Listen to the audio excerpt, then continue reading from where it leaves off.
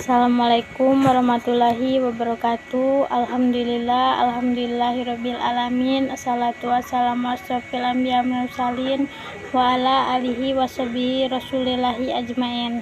Apa kabarnya adik-adik? Sehat kan? Alhamdulillah sehat. Jadi di sini kenalkan nama kakak Leta Ervina. Di sini kakak sebagai konselor yang akan melakukan kegiatan pemberian layanan, yaitu pada hari ini kakak akan memberikan layanan tentang layanan informasi.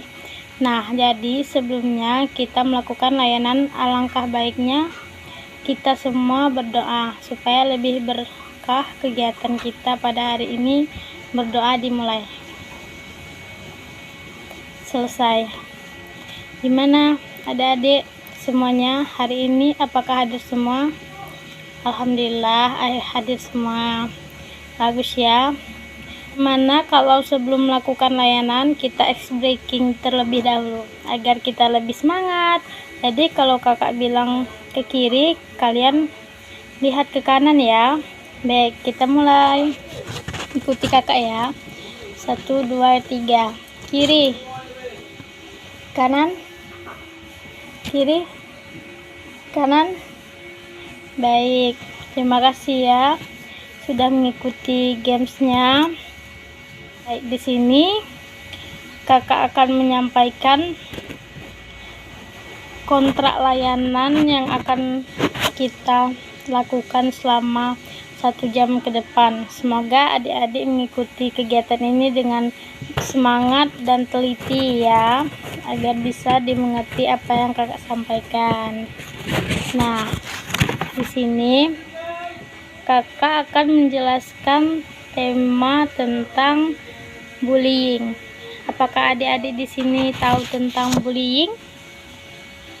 Baik, di sini kakak akan menjelaskan apa itu bullying. Bullying itu adalah suatu bentuk dari perilaku agresif dengan kekuatan dominan pada perilaku yang dilakukan secara berulang-ulang dengan tujuan mengganggu anak lain atau korban yang lebih lemah dari dirinya.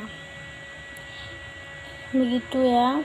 Dan bullying terjadi jika seseorang atau sekelompok orang mengganggu atau mengancam keselamatan dan kesehatan seseorang atau sekelompok orang mengganggu dan mengancam orang tersebut dengan fisik maupun psikologisnya, mengancam properti, terus reputasi atau permainan sosial seseorang, serta dilakukan secara berulang dan terus-menerus. Beberapa jenis-jenis bullying. Yang pertama yaitu bullying secara verbal, yaitu perilaku ini dapat berupa julukan nama, celaan, fitnah, kritikan tajam, penghinaan, yang dinamakan bullying secara verbal. Nah, yang kedua itu bullying secara fisik, yaitu yang termasuk dalam jenis ini ialah memukuli, menendang, menampar, mencekik, menggigit, mencakar. Itu yang dimasukkan ke dalam bullying fisik. Dan yang ketiga yaitu bullying secara rasional atau sosial, adalah pelemahan harga diri korban secara sistematis melalui pengabaian, pengucilan, atau penghinaan. Dapat mencakup sikap-sikap yang tersembunyi seperti pandangan yang agresif, lirikan mata, helaan nafas, cibiran, dan lain-lain. Nah, yang keempat, bullying elektronik atau cyber. Itu merupakan bentuk perilaku bullying yang dilakukan pelakunya melalui sarana elektronik seperti komputer, handphone, internet. Zaman sekarang banyak yang seperti itu, lewat website, chattingan room, email, SMS, dan sebagainya. Biasanya ditujukan untuk meneror seseorang.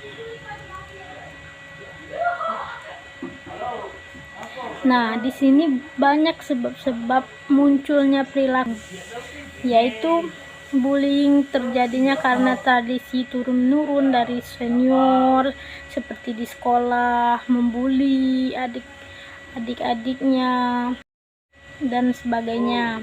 Nah, keinginan untuk balas dendam karena dulu pernah mendapatkan perilaku yang sama seperti itu berulang-ulang terus-menerus.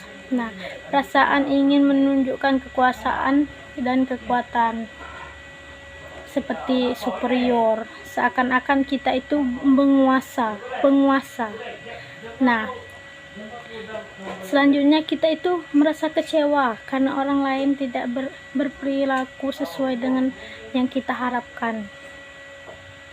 Dan terusnya, dorongan untuk mendapatkan kepuasan diri sendiri itu bisa membuat diri kita untuk membuli seseorang. Nah, adik-adik di sini jangan melakukan seperti itu ya, dan dianggap menghina atau mengganggu kelompok tertentu atau seperti geng-geng itu jangan ya. Sama ratakan saja teman-teman yang lainnya agar tidak ada bullying, agar tidak ada korban-korban bullying lainnya, seperti itu. Nah, dampak negatif bullying bagi orang yang menjadi korban itu terganggu fisiknya seperti cedera, terluka, sakit dan sebagainya, dan tertekan psikisnya, kejiwaannya seperti takut, cemas, rasa tidak nyaman, resah, tertekan dan gejala tekanan psikis lainnya. Dan juga pergaulan sosial terganggu, minder, menyendiri, grogi, pendiam dan tertutup. Itu karena kenapa? Itu karena takut, dan itu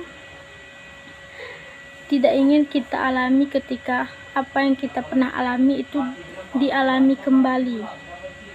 Makanya kita itu jadi tertutup.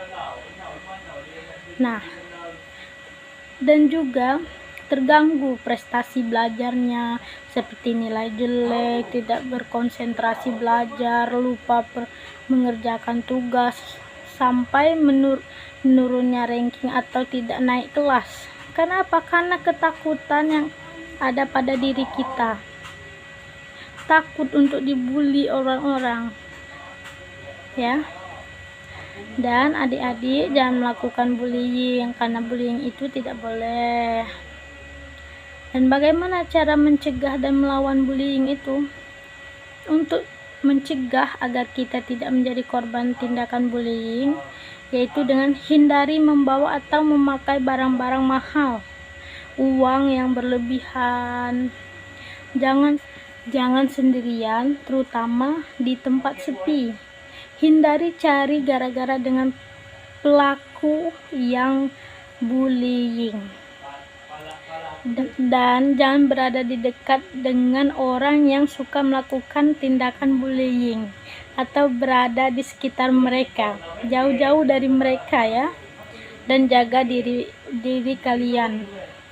Kenali dan perhatikan perilaku bullying. Jangan ikutan melakukan tindakan bullying dalam bentuk apapun. Itu cara mencegah atau melawan orang-orang yang bullying. Melawan perilaku bullying, kita dapat mengambil sikap yang baik, yaitu jadilah orang yang percaya diri dan tunjukkan ketahanan diri bahwa kita tidak mau mengganggu dan diganggu seseorang, dan bersikap tenang saat ada yang mengganggu. Jangan biarkan emosi terpancing. Jika melihat ada teman yang menjadi korban, maka tolonglah korban dan laporkan perlawanan. Diikuti dengan berteriak, lari atau tindakan apapun sambil mencari pertolongan. Dan catatlah tempat orang-orang yang terlibat dan jenis gangguan yang mereka lakukan. Laporkan pada orang tua, guru atau pihak yang berwajib. Baik, mungkin itu saja yang dapat kakak sampaikan. Atau kalau ada salah-salah kata, kakak mohon maaf. Wabillahi taufiq wal hidayah. Wassalamualaikum warahmatullahi wabarakatuh.